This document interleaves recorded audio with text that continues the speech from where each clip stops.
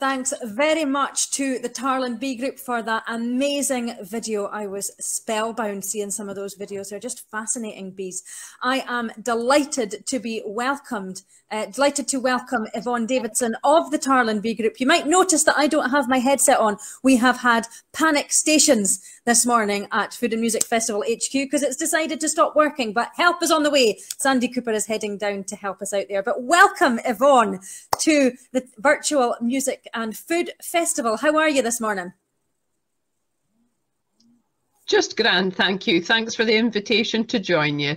Oh, you are very welcome. So I've got a few questions for you. We have loads of folk watching online and really loving the video from the Tarlin Bee Group. But can you tell us how the Bee Group actually got started?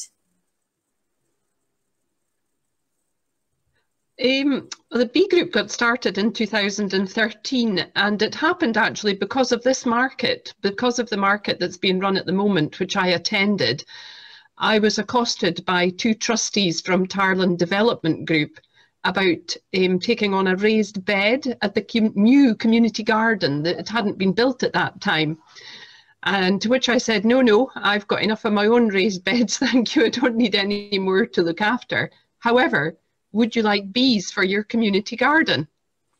Because obviously, you know, with the pollination and everything. So that's how it started. I was persuaded then to give a talk in Tarlin, which I did actually on Armistice in 2013.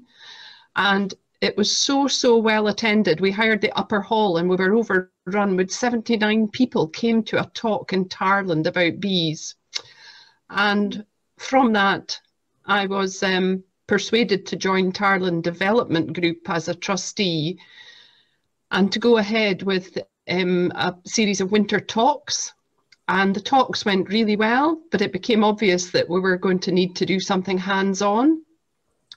And that's where the McRobert Trust stepped in and gave us a piece of land to keep bees on. And then the Tarlin Development Group gave us an initial grant to buy bees and hives and to get started up so that we could teach. So thanks to a number of people helping us get going, and now that we are going, of course, we're self-financing with the sale of honey and queens and bees. Great. That's amazing. And we actually have honey for sale on the Tarland website. So if you do fancy some Tarland honey, you can go to tarland.org.uk/shop, and it's for local collection only, unfortunately, this year, but you can buy your Tarland honey there. We've got a question from Annie McKee. Annie is asking, Yvonne, if you can describe the taste of this year's honey and how does that relate to what the bees have been harvesting this year? Well, the honey that we have for sale for you at the market is honey that's been taken either from our lease apiary, so that's quite near Smallburn. So the bees were foraging on an awful lot of clover, so there is a clover tint to it, but also they were very tempted by this new crop, the Phacelia, which is a cover crop. It's a green manure crop. So the Phacelia was just over by Doonside. Now it's got a really high sugar content and the bees absolutely love it. So they go to that in preference to many other things.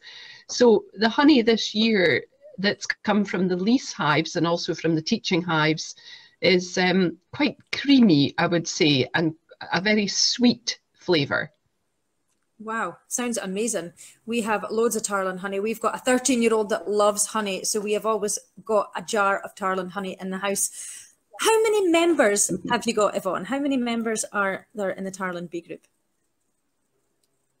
Well, from a teaching point of view, we only take on a maximum of 40 members every year because, you know, when you have 40 members all with hives of their own and they have to be looked after, it's a really big responsibility.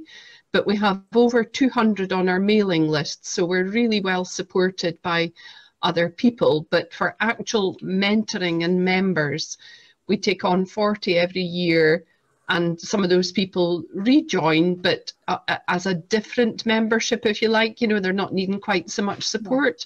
And at the moment, every year we take on 20 beginners in the winter and bring them through to the spring, where we then do some hands-on teaching. So bookwork over the winter and classes, and then teaching in the spring. And you do a lot of teaching yourself, don't you? Do you enjoy teaching the beekeeping? I absolutely love teaching, although I have to say, having to produce a couple of videos for this event, I hadn't realised that I was quite so exacting in my instructions when I was teaching. But as I said, you know, I've apologized to some of the adults that I teach, that I was speaking to them like they were children, but they said, no, it was really good to get clear instructions, and it is livestock that people are handling. So yeah, it's, you know, there's never going to be any doubt in my mind whether you're doing it right or not when I've been that strict at the beginning. That's what you need, though. I've seen you in action. You are a fantastic teacher. We had you down at the Tarland Rural to doing a talk for us, and everybody was just fascinated by it. It was brilliant. Now, you mentioned the members. Do you have any special members that have possibly won any awards?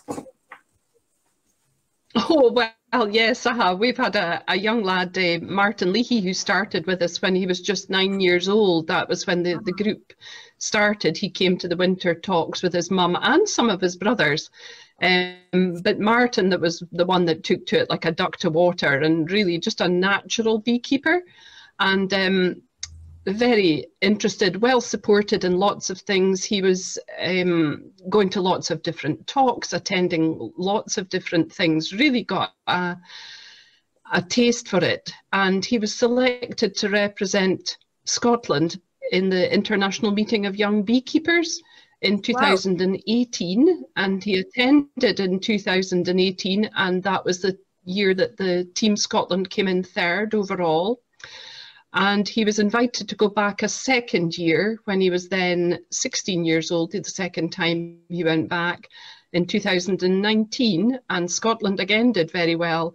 But Martin actually won the individual prize for the best international young beekeeper in the world. And this is competed by 32 countries. A young lad from Tarland who'd been taught locally won against young men and women who have gone to beekeeping academy in Slovenia and Slovakia and a lot of these places. So he absolutely stole the show. It was fantastic and such an achievement for him. He worked really hard to get that.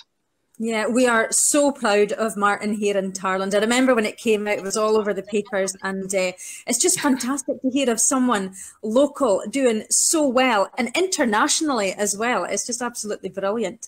And we've got a question online from Tracy Walker. Tracy is asking Yvonne. Hello, Tracy. Yeah, I think you used to work with Tracy, didn't you? I did. Tracy is asking, do you ever get stung? Very occasionally I get stung. Mostly I get stung when I'm teaching with beginners.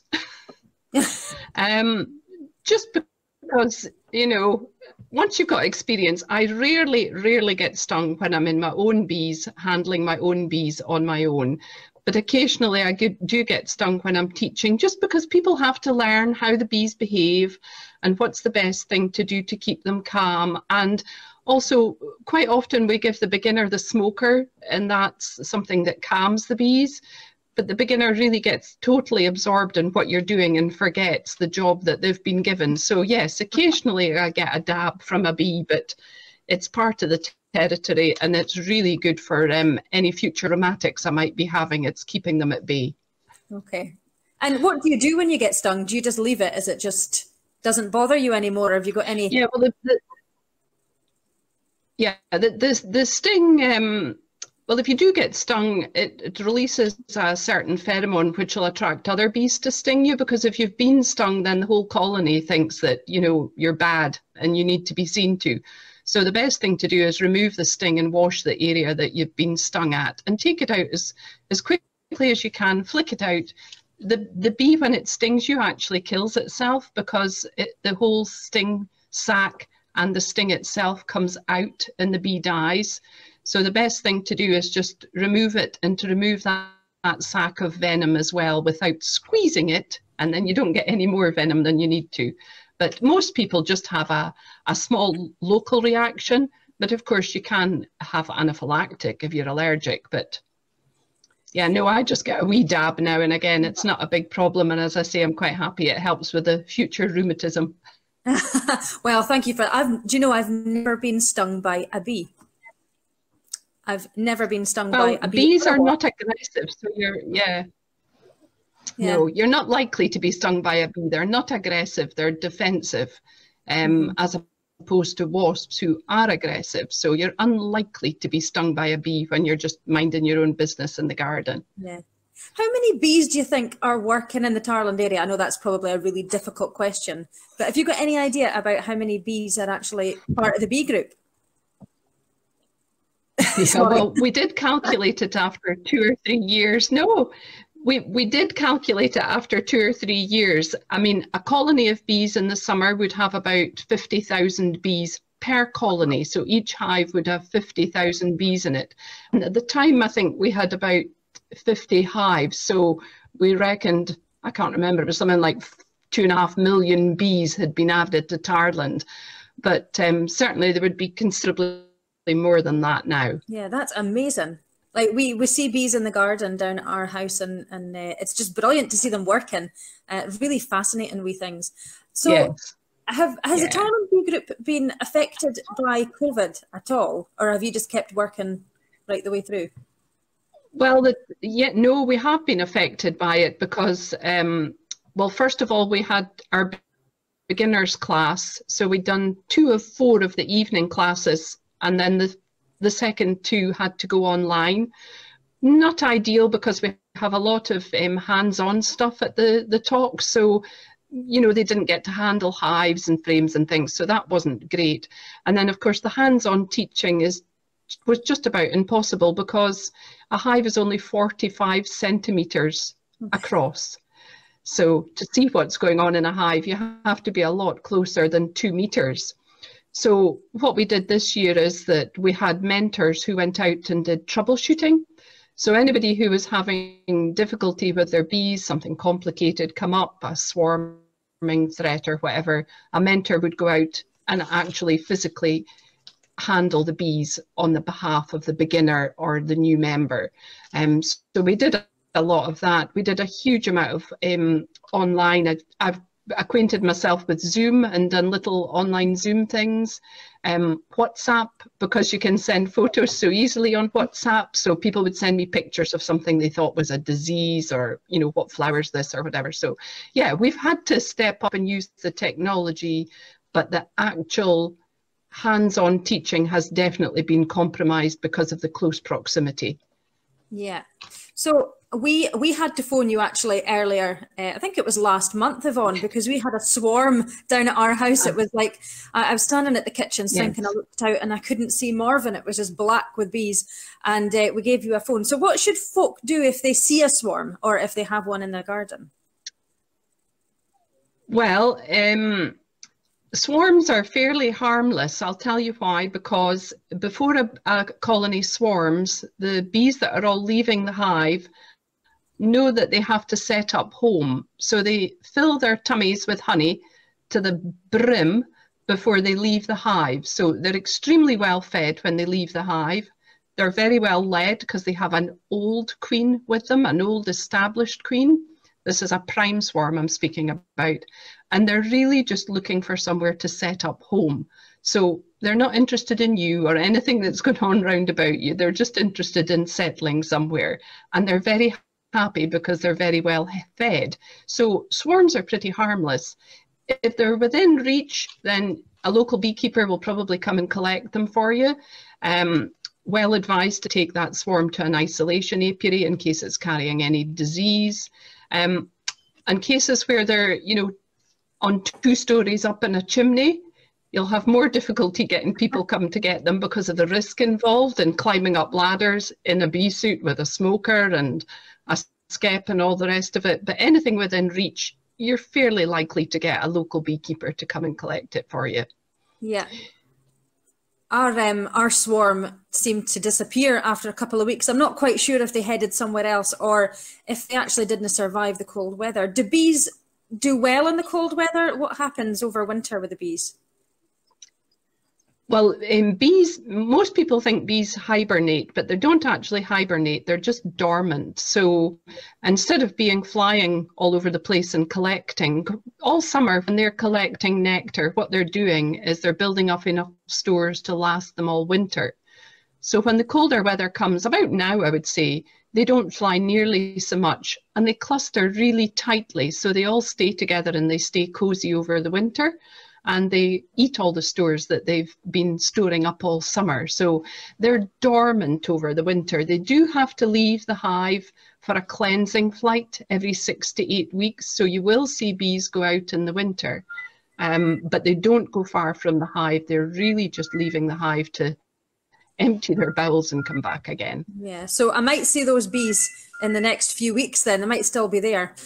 Just because I hadn't heard them, I presumed they'd gone somewhere else, but they might just still be in the lum. Yeah, maybe on a nice day you'll see them out and about.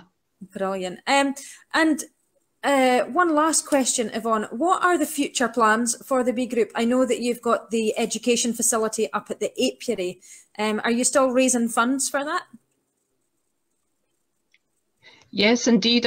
We've done really well with the fundraising, actually. We've had lots of, so the new facility at Old Town of Kincraigie that you saw at the beginning of the video, do go and have a look. It's an amazing facility. We're so lucky to have been given that site by the McRobert Trust. So we have the shelter in place for the bees that we can teach in inclement weather, which is great. We have a small shed we put up temporarily just to let us get going with the queen rearing and to store some equipment. But our big aim is to build an education facility that will have an indoor teaching hive. It'll also have an indoor compost toilet. It'll also have a green living roof. And it'll be used not just by ourselves, but by lots of other local groups as well. So we're just more or less there with the facility. We're having a few issues with the combination of the compost toilet and the green roof is giving a little bit of concern, but we've got some very good engineers on the scene. Bill, a member of the bee group, has been extraordinarily helpful in trying to iron out these issues, and hopefully once we get that sorted, a tiny bit more funding, then we're ready to go. Brilliant. Well, Yvonne, thank you so much for joining me this morning for what has been a fascinating 45 minutes. We're getting so many comments on Facebook, folk really enjoying it. Gary Cool says, absolutely fascinating. Denise Hansford, well done, Yvonne, really interesting. Loads of great comments. So folks, if you would like to find out more about the Tarland Bee Group, you can head to their Facebook page. That's facebook.com/Tarland Bee Group, or there is a link to the Bee Group on the Tarland website. That's www.tarland.org.uk/shop/Tarland Bee Group, and you can buy the honey as well online from the shop on the Tarland website. So head there, that's for local collection. Yvonne described it wonderfully earlier, so I'm really looking forward to getting a jar of that. So thank you very much, Yvonne, for coming in and having a chat with us, and we hope to see you soon.